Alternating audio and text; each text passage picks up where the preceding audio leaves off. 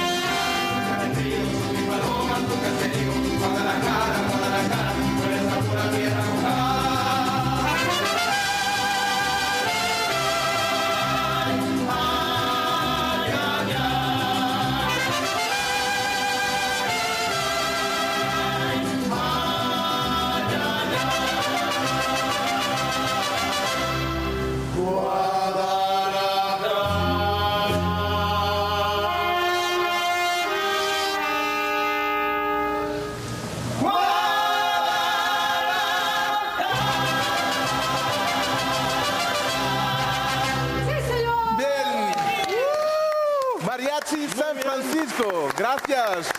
Obrigado, Guadalajara. Viva, sejam bem-vindos. Estamos no final de uma semana em que a literatura portuguesa esteve em destaque em Guadalajara, no México. Portugal foi o país tema desta Feira do Livro de Guadalajara, a maior da América Latina e a segunda maior a nível mundial, a seguir à Feira de Frankfurt. Por isso o Governo Sombra é feito esta semana aqui, com mariachis e tudo, em Guadalajara, em um formato especial. Desta vez damos posse também a ministros convidados. Daqui a pouco revelaremos quem vai assegurar as pastas ministeriais por esta semana em que os ministros habituais do Governo Sombra cedem o lugar. Mas antes disso, o Ricardo Araújo Pereira, para onde é que vão as suas preferências culturais? Tacos, enchiladas ou burritos? Tudo isso e mais farritas, porque creio que é conhecido que a minha fome de cultura é impossível de saciar. E pode vir tequila também para fazer... tequila e integro-me muito rapidamente na cultura. Por exemplo, agora tive pena não ter um ou dois revólveres para dar uns tiros para o ar quando... Tenho uma vontade incontrolável de dar tiros para o ar quando mariachis. Quando eu assisto, sim. E o Pedro Mexia, como é que se sente pela primeira vez no México? Debaixo do vulcão? Debaixo do vulcão. Ontem, a seguir à sessão em que eu participei, houve pessoas que tomaram notas de livros e, portanto, é ótimo que fales do Malcolm Lowry. E o México deve ter qualquer coisa porque inspira livros incríveis e fortes, enfim, desde as coisas do Tennessee Williams até ao... A Serpente Emplumada do Diego. Exatamente, até ao livro do Gonçalo Tavares, as canções mexicanas. E o Malcolm Lowry, eu vim para cá ler um livrinho dele, eu, através do canal do Panamá, e de facto o Debaixo do Vulcão é assim uma coisa que a gente fica quase com medo de vir ao México. O João Miguel Tavares também é a primeira vez que vem ao México. Que tal é a sensação de se ver no meio de tantos escritores portugueses no México? No México é ótimo, porque até agora os autores portugueses com quem eu tinha mais contacto era Pedro Mexia e Ricardo Araújo Pereira. E parecendo que não parecia grande coisa. Mas a partir daí é sempre a subir. Mas de repente vim para aqui e dizer, não, afinal há gente mais interessante. E fez descobertas, portanto. Muito bem. Fiz muitas descobertas. Esta, como já disse, é uma emissão especial do Governo Sombra. Desta vez temos ministros convidados. São eles alguns dos protagonistas desta presença portuguesa na Feira do Livro de Guadalajara. E vou chamar o primeiro dos nossos convidados, o escritor Afonso Cruz. Ele é autor de vários títulos É vir vindo. O Afonso Cruz é autor de vários títulos da muito especial Enciclopédia da História Universal. Acaba de publicar um novo romance intitulado O Princípio de Karenina. Mas não é desses livros que vamos falar-nos, porque vamos dar-lhe posse como Ministro do Assalto à Mão Armada. Ministro do Assalto à Mão Armada. Bem-vindo ao Governo Sombra.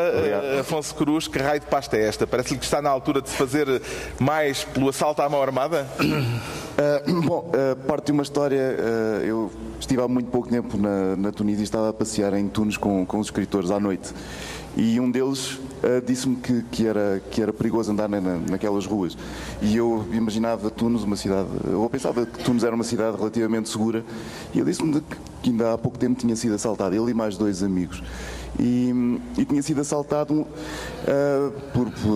por 2 pessoas que levaram os telemóveis, as carteiras, mas um deles tinha um alaúde às costas, com uma caixa rígida, um alaúde caríssimo. E quando eles chegaram a casa, esse amigo que tinha um instrumento musical disse: tive uma sorte enorme, porque eles levaram tudo, exceto o alaúde. Que era valioso. Que era muito valioso, era a única coisa valiosa, na verdade, que eles tinham, porque os telemóveis não valiam muito.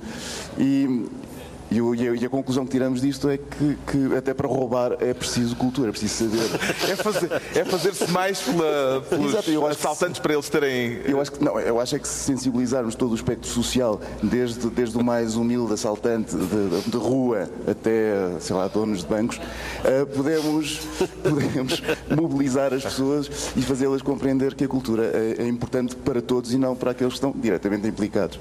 Farão falta umas luzes culturais para a ladroagem, Ricardo Araújo Pereira? Eu acho que sim, eu acho que esta história é muito elucidativa a esse respeito. Eu sonho em viver num país em que os bandidos têm formação, em que conseguem concluir o mestrado sem ajuda. Acho que era importante a gente conseguir atingir isso. Acha que aquela meta do 1% que é reclamada por muita gente há muito é execuível? Bom, eu acho que sim. Ou é um sonho lindo? Não, eu acho que sim. A questão é que a cultura, a ciência e a educação são essenciais para o crescimento a todos os níveis da sociedade. Não só o simples conforto e segurança até à prosperidade económica. Então, creio que seria essencial, até pelos próprios números da cultura, o emprego que gera, o lucro que gera ao país, e, portanto, creio que seria perfeitamente execuível. Parece que o João Miguel Tavares... Ele estava a contar aquela história. Eu lembrei-me de uma história que eu uma vez vivi também na Feira do Livro de Lisboa. Não foi aqui há muitos anos, mas era um senhor que estava lá numa daquelas barraquinhas e que dizia para um outro, com um ar verdadeiramente desconsolado, ele dizia: já nem livros roubam. Ele tinha saudades do tempo em que o pessoal ia gamar livros à Feira do Livro e ele... Pronto, parece que se esta história que o Afonso Cruz contou fosse contada ao ministro Mário Centeno, isso poderia amolecer-lhe o coração em favor da ideia do 1% do orçamento todos nós para a cultura. Como Mário Centeno tem o coração grande. O que eu acho que ele faria é o que tem Dava feito. 1% e depois cativava. Exatamente. Mas como adivinhaste, é o que ele tinha feito em Portugal. Exatamente. Sim, com certeza, 1%. Mas a ideia de chegavas a vê-lo. De dar mais dinheiro à cultura parece-lhe uma reivindicação justa ou um anseio de clientelas com uma capacidade reivindicativa maior do que a maior parte dos cidadãos? Pedro Mexia. A ideia de apoiar a cultura é uma ideia da Constituição da República Portuguesa e, portanto, basicamente... Bom, tá bem, mas houve lá também, se fores lá sair todas as promessas da Constituição da República Portuguesa... Mas eu essa levo por uma razão, porque fala-se muito da biodiversidade e que não devemos deixar morrer espécies, por mais longínquas ou diminutas que sejam, e eu acho que o apoio do Estado à cultura serve para manter a biodiversidade cultural. Só com o mercado certas áreas culturais não se sustentam, sustentam e, portanto, o Estado tem uma intervenção da biodiversidade. Portanto, achas que o Afonso Cruz é uma espécie de lince da Malcata? Exatamente. Em Portugal há a ideia bizarra que esta é uma ideia de esquerda. São pessoas que não foram apresentadas ao General de Gaulle, né, ao seu ministro André Malraux, etc, etc. Portanto, enfim, é uma peculiaridade nacional. Acha que é um lince da Malcata, Afonso Cruz? É um elogio, eu gosto imenso. Sente-se uma espécie em vias de extinção, ou pelo menos com necessidade de proteção especial? Não sinto isso. Acho que... Eu acho sempre que as sociedades vão evoluindo de alguma maneira, ainda que hajam retrocessos pontuais, mas acho que as coisas vão ficando melhor e a cultura tem feito parte dessa prosperidade. Claro que desde sempre houve este desprezo, desdém pela cultura, pela filosofia, pelas ciências, etc. Aristóteles contou uma história do primeiro filósofo, Tales de Mileto, porque precisamente criticavam muito a filosofia, que não servia para nada, não servia para ganhar dinheiro, porque não havia aqui um retorno material. E ele, graças aos seus conhecimentos de astronomia, isto é o que Aristóteles conta na Política, previu que haveria uma colheita maravilhosa de azeitonas no ano seguinte, alugou os terrenos e subalugou-os ao preço que quis. Aristóteles depois conclui a dizer que a filosofia também serve para ganhar dinheiro, ainda que não seja o seu objetivo. E provavelmente Tales de Mileto enfrentou pessoas a dizer: faço filosofia só para os amigos. Provavelmente também está explicada a pasta de Ministro do Assalto à Mão Armada. Obrigado, Afonso Cruz. Obrigado. E começamos já aqui uma remodelação, porque este Governo de Sombra vai ser fértil em remodelações governamentais. Daqui a pouco teremos outro convidado ministeriável, mas entretanto o João Miguel Tavares sente-se desconectado. Também está a saber-lhe bem, João Miguel Tavares, passar uns dias sem ler jornais portugueses aqui em Guadalajara? Não, eu tenho lido. Eu tenho lido com alguma dificuldade, porque aqui o roaming é tramado, mas tenho lido nos sítios onde tenho tido Wi-Fi, que é uma coisa que hoje em dia se consegue fazer no mundo inteiro, é ler jornais. Sim. Isto é a propósito da frase polémica da Ministra da Cultura, que aqui em Guadalajara, quando lhe perguntaram por uma proposta de 2 deputados socialistas acerca da tourada, a respeito de umas novidades sobre a tourada, não vamos entrar por aí porque já falámos do assunto no programa, a Ministra disse que não conhecia essas propostas, acrescentando, e vou citá-la, que uma coisa ótima de estar já há 4 dias em Guadalajara é que não vejo jornais portugueses. Parece-lhe justificável a controvérsia que esta frase gerou? Eu não, quer dizer, eu consigo perceber que a senhora tutela o setor e, portanto, o setor pode ficar um pouco irritado. Mas isso só significa que o setor pensa pior do que o que devia. Porque, na verdade, aquilo que parece um ataque ao jornalismo é um profundíssimo elogio encapotado. Então o que é que a Ministra está a dizer? Está a dizer que só lê jornais em papel. E isso é uma coisa que os jornalistas estão sempre a queixar. A pessoa só vai para a internet é gratuita, ai meu Deus, já ninguém compra jornais em papel. Ora, o que Cássio Fonseca fez foi dizer que não só compra jornais em papel, como só compra jornais em papel e como só faz questão de ler as notícias em papel. E eu não percebo como é que isto é mal entendido pelos jornalistas. Devia ser entendido como um enorme elogio. Parece-lhe relevante neste episódio, Pedro Mexia, o facto da Ministra da Cultura ter a tutela da comunicação social, como o João Miguel Tavares já referiu? Eu, em geral, nunca critico as coisas que me parecem não assunto. Eu pensava que ias dizer, eu geralmente quando estou no estrangeiro nunca critico ministros portugueses. Por um momento pensei que fosse Não, eu não vou criticar ministros portugueses porque isto é um não assunto e eu não digo mal de não assuntos porque sem não assuntos não havia governo de sombra. Nós somos espécies de não assuntos. Mas de facto o que acontece é que é uma frase dita, eu não estava lá, mas é uma frase, obviamente uma frase irónica, uma frase dita num contexto, não sei se informal, se não. O que acontece é que as pessoas, certos setores, tomaram a ministra de ponta e, portanto, olha, tudo o que é uma boa expressão, que é touradas. Portanto, tudo o que ela diga agora, evidentemente que alguém que é ministro ou ministra, neste caso, tem que ter algum cuidado com as afirmações que quando há pessoas descontentes, qualquer coisa que se diga. Agora, é verdade que há uma certa tradição, o professor Cavaco disse... quem invocasse justamente a frase tem a coisa do pulo do lobo, que também era ótimo porque estava fora e nós temos aqui no programa pessoas que também não não adoram a imprensa, vamos dizer. Não vou dizer nomes. O Ricardo fala a seguir. Mas é um não assunto. Só é um assunto porque mostra como ela, como a nova ministra, enquistou já alguns setores da opinião pública, não necessariamente os setores da cultura, no sentido estrito do termo. Vai ser interessante saber, também já não há muito tempo neste mandato, vai ser interessante saber. Que já está preparada para continuar ministra num próximo mandato, se o PS continuar a ser governo. Pois, mas há outros nomes que correm nos corredores, nos famosos corredores. Enquanto humorista, Ricardo Araújo Pereira, também lhe parece que, como disse a Presidente do Sindicato dos Jornalistas a este respeito, a Ministra tentou uma piada com o setor cultural e que está em crise profunda. Terá sido uma piada falhada? Acho que é possível e eu tenho apreço por quem tenta ter piada.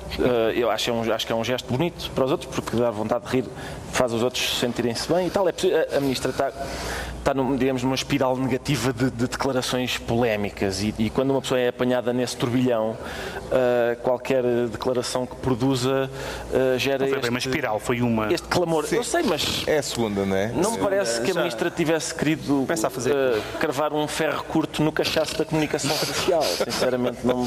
Nem um par de bandarilhas. Não, parece. Muito bem, já sabemos então porque é que o João Miguel Tavares se sente ironicamente desconectado.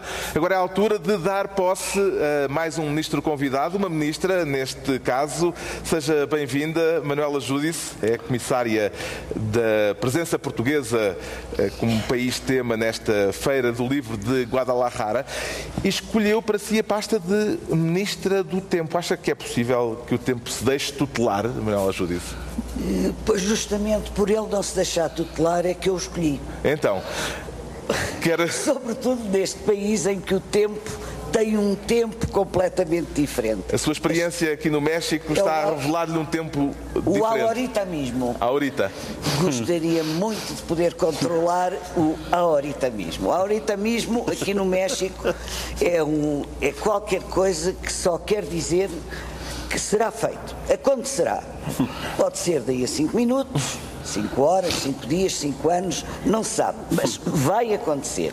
E quando se está numa situação de montar uma feira, de fazer tudo isto, e se houve o ahorita mesmo no lago, dá mesmo vontade de ser Ministra do Tempo. Sofreu muitas angústias na preparação desta presença portuguesa em Guadalajara? Muitas. O que é que houve de mais problemático para resolver nestes meses, mais de um ano, não é? Que foram 15 meses. 15 meses em que teve a incumbência de preparar esta delegação cultural portuguesa. Foi conseguir controlar os tempos da administração portuguesa, os tempos dos vários ministérios portugueses envolvidos nisto, com a necessidade de fazer um trabalho destes que era uma task force a funcionar para pôr aqui quase 300 pessoas, que é o que vão passar por Guadalajara durante estes 10 dias da feira. 300 portugueses.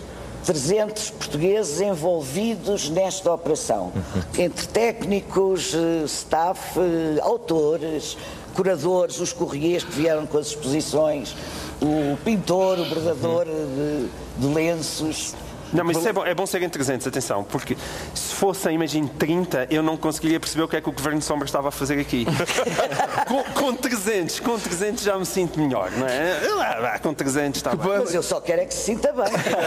Eu sinto muito bem. Que balanço é que faz deste tempo de antena que Portugal está a ter, teve ao longo desta semana aqui em Guadalajara e de forma amplificada para o México? Em geral? Em termos destes 4 dias, mais os 2 dias que antecederam a feira, a abertura da feira, foram as inaugurações das exposições, acolhimento excelente, fascinados com as exposições que a gente trouxe. Quando entram na exposição da Nathalie e vêem um quadro da Josefa Dobitz, loucos, trouxeram isto, não, loucos, maravilha, que bom que fizeram. Aqui na feira, muito bem acolhidos, salas cheias, os auditórios, salvo raríssimas, mas muito raras exceções, em hora de almoço e em dia de profissional, como ontem, têm estado muito equilibrados de público, para não dizer mesmo cheios, e agora hoje vamos inventar uma alternativa às enchentes, que é pôr o ecrã que está com o filme dos azulejos a funcionar como transmitindo as sessões quando o auditório está cheio. Parece-me que o Ricardo Araújo Pereira tem umas objeções a fazer relativamente ao elenco de autores que a Manuela Judice escolheu para esta Embaixada Cultural em Guadalajara. João Miguel já exprimiu essa perplexidade. Eu pus-me a tentar perceber de que modo é que eu teria vindo aqui parar. Eu imaginei não sejas modesto. A maneira como eu imaginei o processo, provavelmente vai desmentir-me, foi, imagino que a Manuela Judice tenha uma secretária e disse-lhe: convide aquele autor de nível mundial que escreve na Visão. E como essa descrição descreve igualmente bem o Lobo Antunes e eu, viemos os dois. Ora, bingo! Acertou. Ela não sabia quem é que havia de ser. Vamos os dois. O que é que mais o impressionou até agora nesta Feira do Livro de Guadalajara, João Miguel Tavares? Também podem ter confundido. Tiraram-te o Araújo e ficaste Ricardo Pereira e, portanto... Era o ator. Pensaram que com grande fama na América Latina. Pois, claro. Pode ter sido Talvez isso. tenha sido. Peço desculpa, Sr. O que é que mais o impressionou nesta feira até agora? A dimensão impressionou-me bastante. Aliás, diz que é a segunda maior, não é? Depois de Frankfurt. A dimensão impressionou-me bastante. É maior. Eu não conheço Frankfurt. É uma ideia, olha Frankfurt, porque sabe por onde. Mas o que me impressionou é uma coisa que sente-se também no Brasil e sente muito aqui, que é a coabitação, tudo mesmo dentro da própria feira, não é? Porque temos editoras extraordinárias, que nós encontramos aqui, Sexto Piso, Almadia, e depois, quando vamos ali para um cantinho, tem ali os livros religiosos, que aquilo parece Fátima, e é muito engraçado no mesmo espaço haver Fátima e depois super editoras a fazerem um trabalho gráfico que eu acho que em Portugal só algumas editoras fazem, que não vou estar aqui a citar nomes porque pareceria mal. E depois havia aqui gente que se sentia ofendida e que mandava com coisas. O Pedro Mexia já comprou uma mala adicional para os livros que vai levar daqui? Isso pressupõe que eu compro muitos livros, é isso? Compro muitos livros, é um facto. Conhecendo...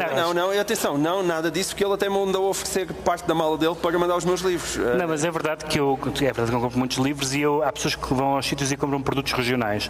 O produto regional que eu mais comprei até hoje são malas, porque levo uma mala para a viagem e outra para trazer livros. Portanto, eu tenho malas de todas as nações que já visitei, tenho segundas malas para trazer livros. Já comprou uma pequena coleção. Desta viagem? Não. Ainda não, porque não está cheia, mas faltam 2 dias. Ainda falta mais um bocadinho. Tem ideia de o que é que pode resultar desta presença portuguesa aqui? Que planos é que tem para o pós-feira e o que é que poderá ficar desta Embaixada Cultural? Eu planos não faço, porque, mais uma vez, vou falar do tempo. Não, porque eu, quando me convidaram para isto, eu ia-me reformar. E disse assim: mas vem lá. Então, sim, senhora, então, olha, aceito, fico mais 15 meses. Os 15 meses terminam no dia 31 de dezembro. Portanto, eu planos para além disso não. Agora, o que espero é que isto seja um exemplo de como conseguimos promover Portugal, a cultura portuguesa, que isto seja um exemplo que vale a pena investir e que a cultura é também um produto que tem mais-valias económicas e que se continue a investir na tradução, na edição dos autores portugueses e em estratégias de internacionalização da cultura, que eu acho que é muito importante. Obrigado, Manuela Judice, pelo tempo que roubou aos seus afazeres para tomar posse neste Governo Sombra, como Ministra do Tempo. Agora, o Ricardo Araújo Pereira declara-se caravanista. E será que ainda faz sentido aquele provérbio que diz que os cães ladram e a caravana passa, Ricardo Araújo Pereira? Neste caso, dificilmente, até porque a caravana não vai passar. Quero falar da caravana de migrantes que começou nas Honduras, que já percorreu muitos milhares de quilómetros, que já está no México. Exato. É por isso que é escolhida, porque é um tema mexicano nesse sentido. E tem a intenção de entrar nos Estados Unidos. Exatamente, é uma legião de desgraçados e toda a gente conhece o problema, não é um problema complexo, que requer uma solução delicada, e os Estados Unidos optaram por lançar gás lacrimogéneo, que entre as soluções delicadas parece-me das mais delicadas que há para este problema. Tu não ouviste umas declarações que eu vi depois escutei, que foi um americano a dizer que aquilo era um gás lacrimogéneo muito, que tinha só água e gás pimenta. Era muito fraquinho. E ele disse isto, eu ouvi, parece mentira, mas é que até dá para comer com nachos. Bravo. Foi o que ele disse. Portanto, é uma coisa até nutritiva, não é? É gás lacrimogéneo. Acredito que aquela gente ficou almoçada depois deste ataque. Vê esta caravana de migrantes como um facto político ou como um simples ato de desespero, João Miguel Tavares? Não, é desespero de quem lá está e evidentemente transformou-se num facto político com algo que até é paradoxal, que é um facto político que serve a Donald Trump. Serviu durante a campanha eleitoral. Exato, como arma agora serve para mostrar o seu músculo. É evidente que também não vale a pena nós sermos demagógicos e dizer que abram as fronteiras e deixem entrar toda a gente, que isso é absolutamente impossível, não é? Agora, todos nós também sabemos qual é que... Nós assistimos isso também na Europa, não é? Com os refugiados, nomeadamente vindos da Síria.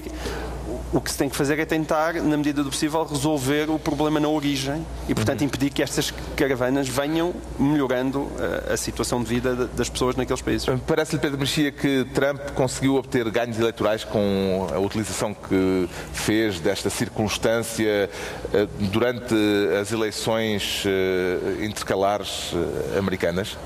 As pessoas dizem que o Trump inaugurou uma nova vaga, como se diz que o 25 de Abril inaugurou uma nova vaga de democracias na Europa e que o Trump inaugurou uma nova vaga de políticos populistas, etc., populistas autoritários e tudo isso. Mas também inaugurou uma outra vaga, que é uma vaga de políticos que governam exclusivamente para o seu eleitorado.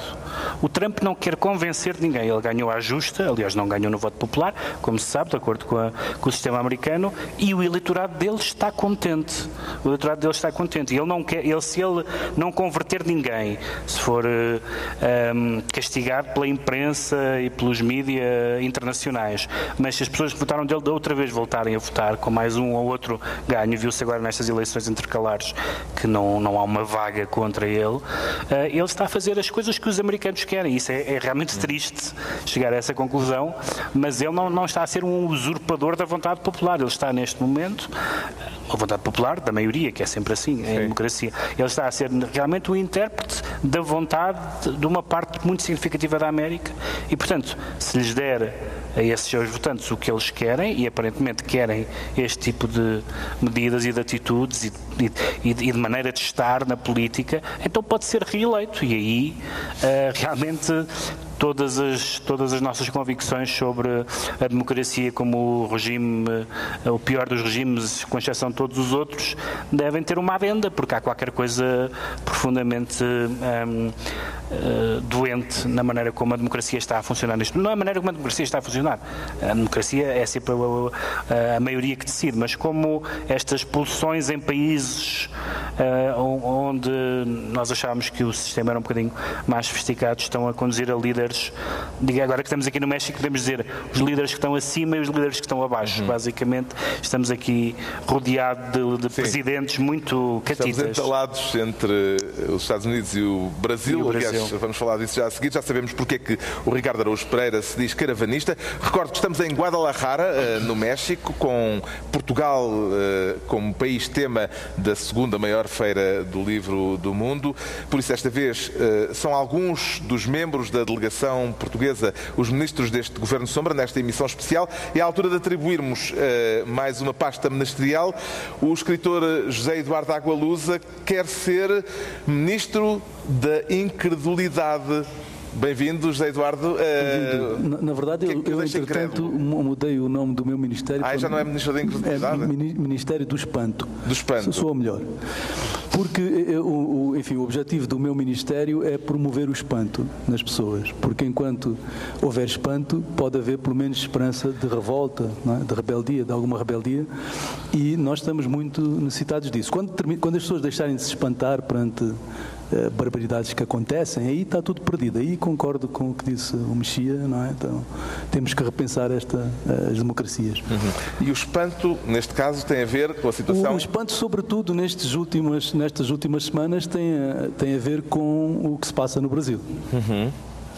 O Bolsonaro ainda não tomou posse, mas um mês depois de ter sido eleito, parece-lhe que ele desmentiu até agora, ou pelo contrário, confirmou os piores receios daqueles que se lhe opuseram? Eu esperava pior ainda. Atenção, sou muito otimista. Mas gosta da personalidade da Ministra do Ambiente ser aquela que a Maite foi desmentido isso logo por várias. Não seria mau, atenção, diante daquilo que ele tem diante deste Ministério.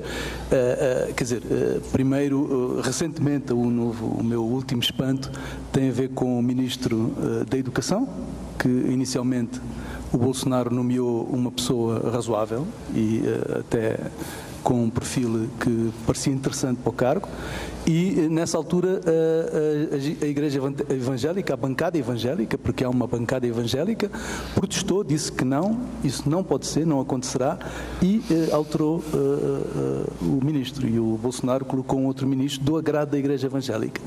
O que isto vem confirmar é que este senhor, o capitão Bolsonaro, está efetivamente nas mãos, está refém da Igreja Evangélica, que aliás o elegeu. Foi muito claro, foi quando o Edir Macedo disse a IURD vai apoiar Bolsonaro, não é? Ele subiu 15% nas sondagens.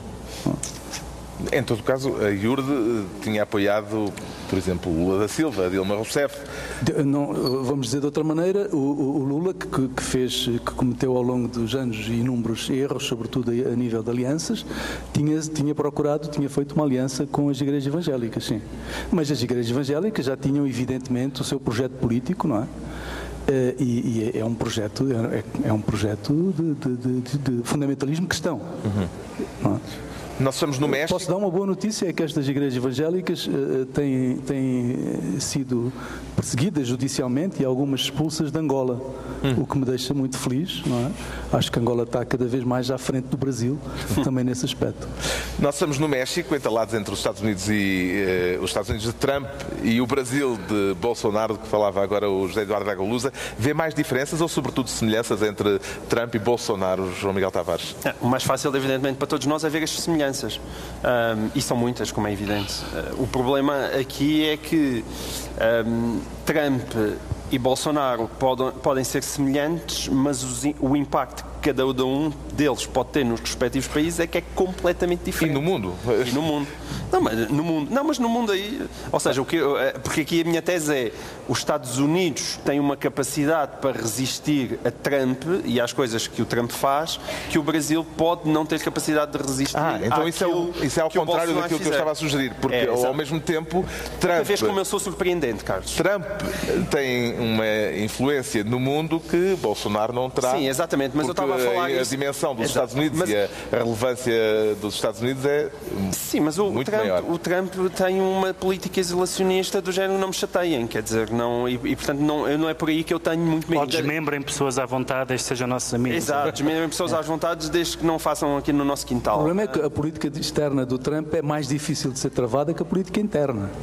Sim, claro. Sim, isso é verdade, é indiscutível. Claro. Isso é indiscutível, mas como eu, apesar de tudo, eu também sou um otimista, apesar de tudo, como acho que a grande filosofia política americana, apesar de tudo, é isolacionista, eu temo que mesmo aí não se parta demasiado a cristaleira. Agora, a preocupação interna existe, mas existe nos Estados Unidos e agora, entretanto, ele já perdeu a Câmara Baixa, portanto, agora, no Brasil, não é? Porque é preciso saber se as instituições brasileiras são assim tão fortes. Se no meio disto tudo as instituições brasileiras também resistirem a Bolsonaro, é um sinal de maturidade democrática do próprio Brasil. Outra razão de espanto e de temor foi o Ministério das Relações Externas, que em Portugal se chama Negócios Estrangeiros, o que também não diz muito bem da forma como os portugueses veem as relações com os outros países, não é? Mas enfim, essa é outra questão. Agora, este chanceler que foi colocado pelo Bolsonaro no poder, o problema é que ele vai contra toda a política do Itamaraty desde há décadas. É bom lembrar, por exemplo, que o primeiro país a reconhecer Angola, no tempo da ditadura militar, foi o Brasil. Ou seja, mesmo nessa altura, o Itamaraty já tinha uma política que era uma política de entendimento com todos os Estados, não é? E de criação de pontes de afeto entre todos os países. O que, aliás, o Brasil, no mundo inteiro, deve ser dos países, ainda é, mas eu temo que vá deixar de ser rapidamente, mas ainda é um país que tem um grande capital de afeto no mundo. Mas isso é posto em causa agora por esta escolha. Claro, então este senhor tem dito coisas inacreditáveis. Não há aquele consolo que é dizer, bom, mas depois faz o impeachment ao Presidente e fica o vice, é que é sensato. Não dá. No Brasil é pior ainda, não é? Não há qualquer... Eu não simpatizo também com o general, enfim, com o vice-presidente, mas não acho que seja pior que o Bolsonaro, atenção. Não, mas não é uma alternativa saudável também. Não é nenhuma, não há ali uma alternativa, infelizmente não há uma alternativa. Partilha do espanto do José Eduardo Água Lusa, Ministro do Espanto, Pedro Mexia? Bom, sim, mas o espanto, eu tenho sentimentos divididos em relação ao espanto, porque nós andámos todos muito espantados no sentido mais banal, surpreendidos, nomeadamente aqui no Governo de Sombra, como em muitos programas de comentário, com muitos artigos de opinião. A imprensa publicada, e uma parte da imprensa pública também, esteve completamente a leste do que se passou. Todos nós passámos o tempo a dizer Trump nunca será eleito, o Brexit vai perder, etc. E essas coisas não se verificaram. Um exemplo que eu dei aqui, que me fez muita impressão, foi um inquérito a escritores, já que estamos aqui numa feira de escritores, um inquérito a escritores feito no jornal inglês, no Guardian, antes do referendo do Brexit, em que vários escritores diziam que iam votar por ficar, pelo Remain, que é normal, mas diziam assim, e não conheço ninguém que vote de outra maneira. Ora, o Remain perdeu, e portanto há qualquer cisão grave entre as opiniões publicadas e as opiniões públicas. Quando as pessoas dizem, não conheço ninguém que vote assim, e esse assim ganha as eleições, as pessoas vivem numa bolha. As pessoas, nós também, que tivemos aqui alegremente a dizer, também. Trump, nem pensar, nunca, jamais vai ganhar.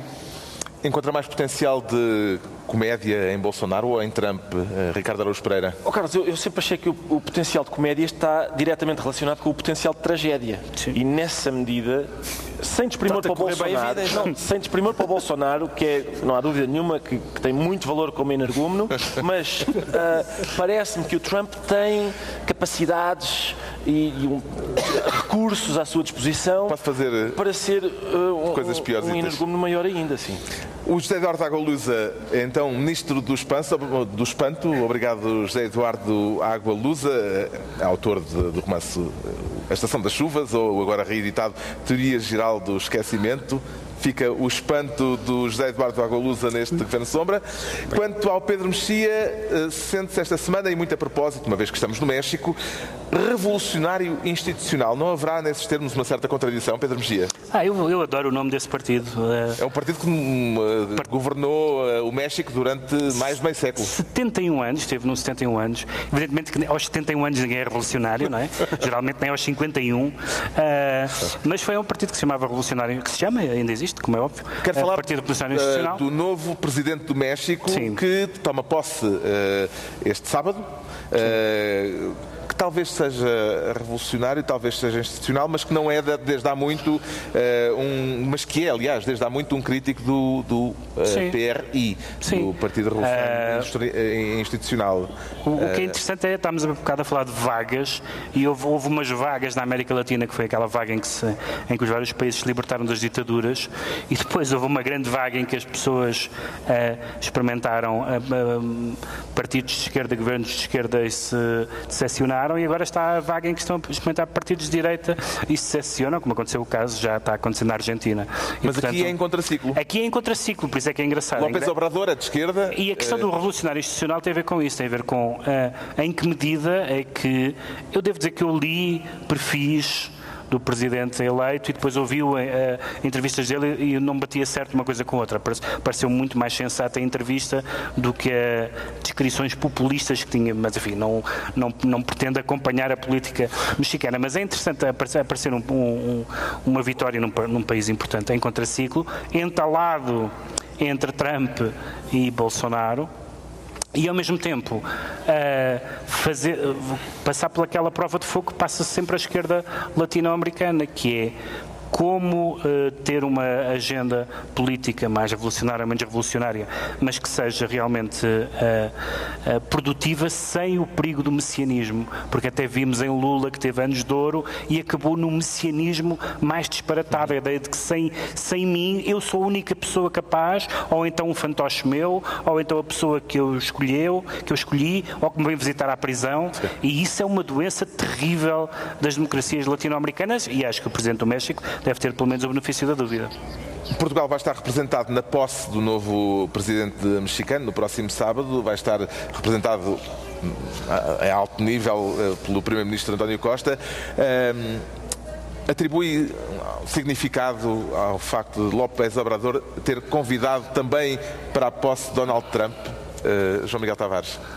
O Presidente do México está a convidar para a tomada de posse o Presidente dos Estados Unidos da América.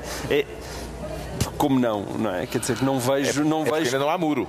Não, eu sei, mas quer dizer, não vejo que haja outro tipo de solução institucional. Não há nenhum país que seja tão importante para o México como certamente os Estados Unidos e as relações entre uns e outros. Portanto, acho isso nesse aspecto. Nós às vezes andamos como é possível? Convidou o Trump. O Trump é Presidente dos Estados Unidos da América. Convém de vez em quando a gente lembrasse disso.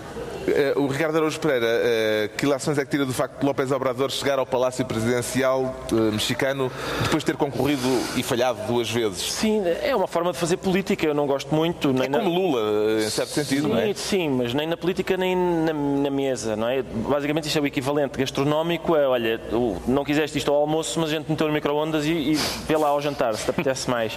Até dar, não é? Eu preferia, nos Estados Unidos, ao que parece, prepara-se para fazer a mesma coisa, porque Hillary Clinton já disse que se calhar...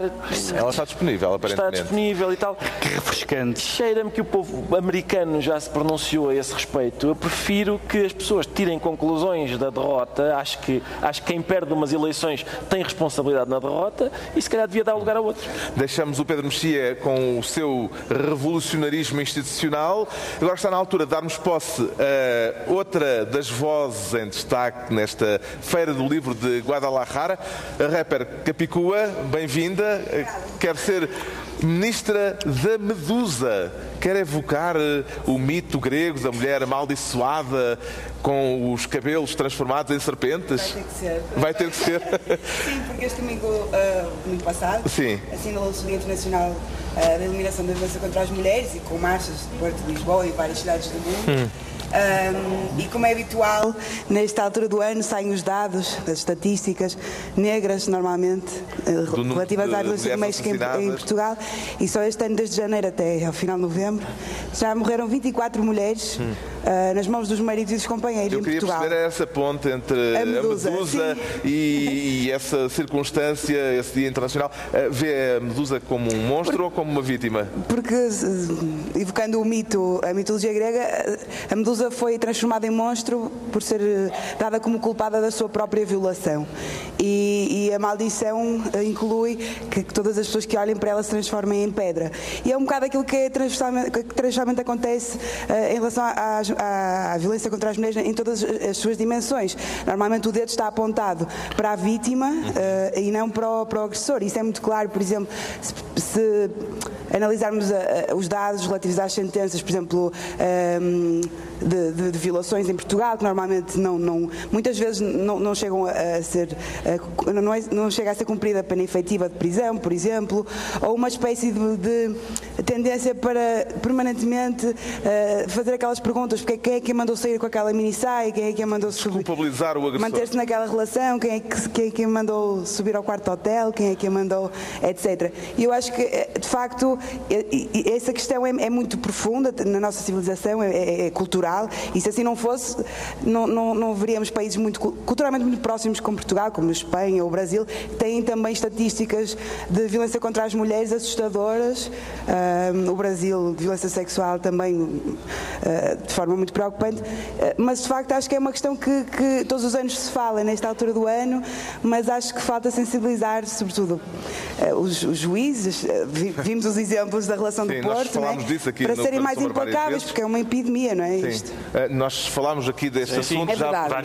Várias vezes, sim. Aliás, esta semana houve mais um, além do juiz, portanto, aquele juiz que propunha uma pena mais leve para os homens, o amante e a mulher Sim, e o marido de uma e o mulher pau que a com agrediram pregos. com um pau com picos, e depois a seguir houve uma senhora que foi violada quando estava inconsciente e eles disseram que tinha havido ali uma sedução mútua, também Sim. difícil de compreender. E esta semana houve também um pedido de redução de pena para um homem que matou uma mulher porque ele amava a vítima. Eu tenho feito isso contar na educação que dou às minhas filhas.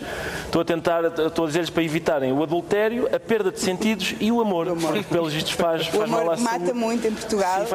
Com a droga não me tenho preocupado muito, mas agora o amor acho que pode ser-lhes de facto prejudicial. De facto, sobre essa questão da senhora que foi violada enquanto estava inconsciente e que o juiz achou que a pena não devia ser mais pesada porque afinal de tudo não houve resistência, apesar de tudo não houve resistência, uma das reivindicações destas marchas de domingo passado foi precisamente incluir a expressão sem consentimento na definição de crime de violação, que aliás é um apelo que está a ser feito em vários países do mundo. Sim. E que a Amnistia Internacional tem promovido também, portanto acho que é importante assinalar isso também. Querem acrescentar? Em Portugal há, apesar de tudo, menos, aparentemente, parece-me, menos visibilidade para estas notícias de violência doméstica do que, por exemplo, em Espanha, onde esses casos são muito mais preocupantes, visíveis. Quer dizer, preocupantes também são os portugueses, mas houve uma coisa que aconteceu e que nós não sei se os espanhóis são muito diferentes dos portugueses. Hein? Pois, também não tenho certeza. Sei que tem mais visibilidade e mais expressão na comunicação social. Há uma consciencialização maior. Em Portugal está a haver, não só nesses casos, mas nesses casos em particular, e já não tenho conta às vezes que falámos deles no programa, que é uma nova apetência e boa apetência para escrutinar as decisões judiciais. Durante muito tempo, nestes casos de violência sexual, de violência doméstica, etc., e noutras, mas neste caso em específico, independentemente das decisões, que são evidentemente contestáveis, mas as fundamentações, nós várias vezes trouxemos ao programa excertos de decisões, de sentenças e de acórdãos cujos termos são em si mesmo ofensivos. E é muito bom que, não questionando a independência da magistratura, mas que essas decisões possam ser expostas, discutidas e criticadas em público. Isso é um avanço. Infelizmente não é um avanço suficiente para salvar algumas pessoas, as vítimas. Porque é uma coisa que demora a transformar, não é? A cultura. Sim, é um Mas por isso é que quando perguntam feminismo para quê? É precisamente para salvar vidas, não é? É uma questão de direitos humanos e acho que às vezes as pessoas confundem isto com Porto Benfica, mas não é bem assim. Capicu é Ministra da Medusa, muito obrigado por ter vindo ao Governo Sombra, nesta emissão especial do Governo Sombra, onde já tivemos um Ministro do Assalto à Mão Armada, uma Ministra do Tempo, um Ministro do Espanto e agora uma Ministra da Medusa, Capicua. Chamamos agora o Ministro da Irresponsabilidade. Seja bem-vindo, Francisco José Viegas, escritor, editor, ex-secretário de Estado da Cultura. Vê só defeitos ou também alguma virtude na irresponsabilidade de Francisco José Viegas? Não, por isso é que eu escolhi esse ministério. Porque também tem virtudes. Também tenho um certo respeito pela irresponsabilidade e pela inimputabilidade também, de vez em quando. O que é que o faz querer ser Ministro da Irresponsabilidade? Eu queria esclarecer que não era só da irresponsabilidade, era também da irresponsabilidade e dos assuntos marcianos. Porque tem a ver com político e tem a ver com o clima de campanha eleitoral em que nós estamos. E que, de facto, não sei se vocês estão... O Pedro dizia há bocadinho que vivem numa bolha e, portanto, não sei se estão atentos a isso. Mas é aquela ideia de que não fui eu. A ideia de não fui eu. Nós vimos, por exemplo, o Dr. Rui Rio, a quem eu não quero, obviamente, acusar de irresponsável, mas quando vi os deputados do seu partido dizer... cometerem aquelas faltas. Não fui eu que escolhi, nem fui eu que... Eu também não sou deputado, eu ainda não estava. E esta coisa, como sabem, multiplica-se, não é? Por exemplo, o nosso Primeiro-Ministro, que tem esse hábito, não? Por exemplo, obviamente, alguns com contornos mais ou menos dramáticos ou trágicos, que foi na sequência dos incêndios de Pedrógão, dizer, naquela célebre conferência conferência de imprensa, dizer, bom, a senhora não me faça rir às 2 da manhã, ou dizer que quer que eu peça desculpa, está bem, eu peço desculpa, mas não sou eu o responsável. Agora, embora inventou esta nova coisa também de dizer que não, o Estado não tem responsabilidade nenhuma. As autarquias, aliás, não são responsáveis, não são do Estado. As autarquias vêm de Marte, como sabem, toda a gente sabe que as autarquias são de Marte e o Estado também e tudo isso. Isto ameaça multiplicar. Acha que é uma cultura política que acho que é esta ideia de dizer, por exemplo, que eu não estou a dizer que seja responsabilidade do Governo, longe de mim dizer isso, mas, por exemplo, a visita que fez ao Hospital de São João, onde terminou a visita dizendo a responsabilidade é da administração, quando de facto parece que é das cativações dos vários ministros, ministro Gaspar, depois o ministro Centeno, que a ministra da Justiça também disse agora que a culpa não era dela. Não sei se aquilo é em jornais portugueses aqui no México, mas foi o que aconteceu. A ministra da Justiça disse não, isto não é culpa minha e a culpa é do ministro das Finanças. Eu acho que isto é mau. É mau porquê? Porque assumir os erros, assumir a responsabilidade e até o certo sentido da derrota das coisas dá votos, dá alguma popularidade. Agora, fugir com o rabo à seringa é que eu acho que é um bocadinho desagradável em termos de campanha eleitoral. O Ricardo estava a rir, mas... Não, porque nós neste programa não dizemos seringa. Não... A propósito daquilo que o Francisco tinha dito, esta semana soube-se que Feliciano Barreiras Duarte que deixou de ser secretário-geral do PSD porque tinha no currículo uma nota sobre uma presença em Berkeley. Estado em Berkeley, afinal não tendo estado. E foi um pouco mais além nisto das presenças, porque não só marcou presença quando não estava lá, como nesse mesmo dia em que não estava, votou contra o orçamento, votou no orçamento.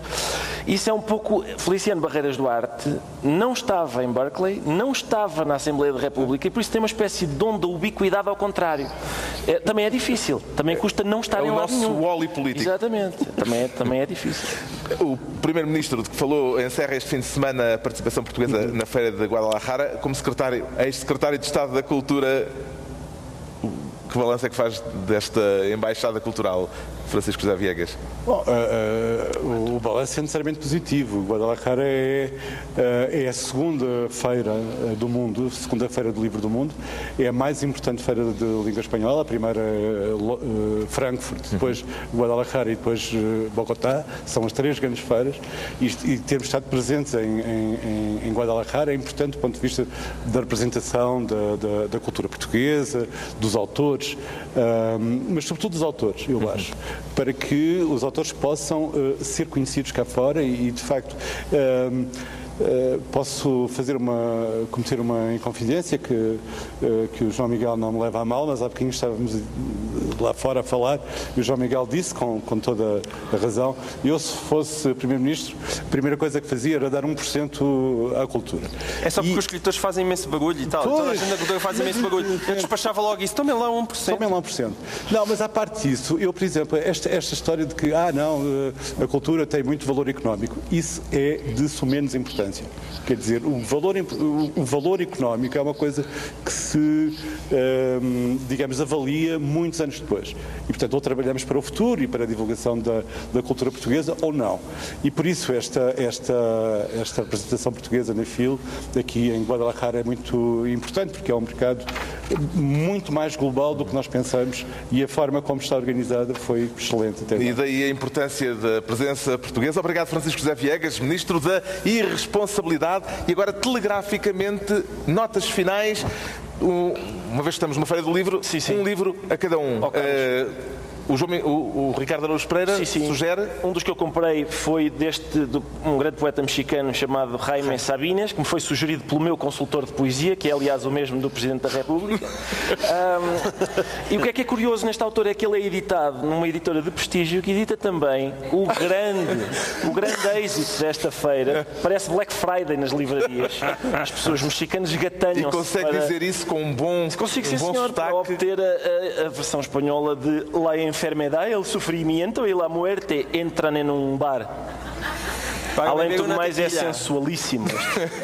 O João Miguel Tavares também trouxe um livro. Também eu trouxe um livro. Comprou atenção, livro. Isto foi a concretização. Eu vim de propósito ao México, eu não sabia, mas houve aí uma certa conjugação astral, porque eu há décadas, não sou assim tão velho, mas há muitos anos, muitos anos que sonho com isto. Porque eu meto-me sempre com os colunistas que nas fotos que aparecem nos jornais metem sempre uma mão na mão. Então, sim, é sempre assim, colunistas assim, vai variando a mão no queixo. E agora, de repente, descobro este livro maravilhoso que é 62 maneiras de apoiar a cabeça. E, portanto, é um estudo de todas as maneiras. Para todos os colunistas que queiram saber como tirar fotografias. É maravilhoso. Grande livro. Pedro Mexia. A última premiada com o prémio Cervantes foi a Quinta Mulher. Ida Vitale. Só apenas a Quinta Mulher. Ida Vitale, que deve ser mesmo Vitale, porque tem 95 anos. Uruguaia, da geração de 45, da geração do Benedetti e do Onetti, o meu escritor latino-americano favorito. E eu conhecia praticamente só das antologias. E, por exemplo, há este livro que eu comprei agora, até mesmo uma editora prestigiada que edita Ricardo Araújo Pereira. Procura do Impossível, é a segunda edição. E é uma autora concisa, sóbria e irónica. Ida Vitale é uma autora que não está publicada em Portugal, mas talvez um dia destes esteja. Está concluída esta emissão especial do Governo Sombra, desta vez com os ministros convidados Francisco José Viegas, Capicua, José Eduardo Agualusa, Manuela Júdice e Afonso Cruz. 5 de entre as dezenas de portugueses protagonistas na Feira do Livro de Guadalajara. Em Portugal foi este ano o convidado de honra. Para a semana, novo Governo Sombra, com os ministros de sempre, Pedro Mexia, João Miguel Tavares e Ricardo Araújo Pereira.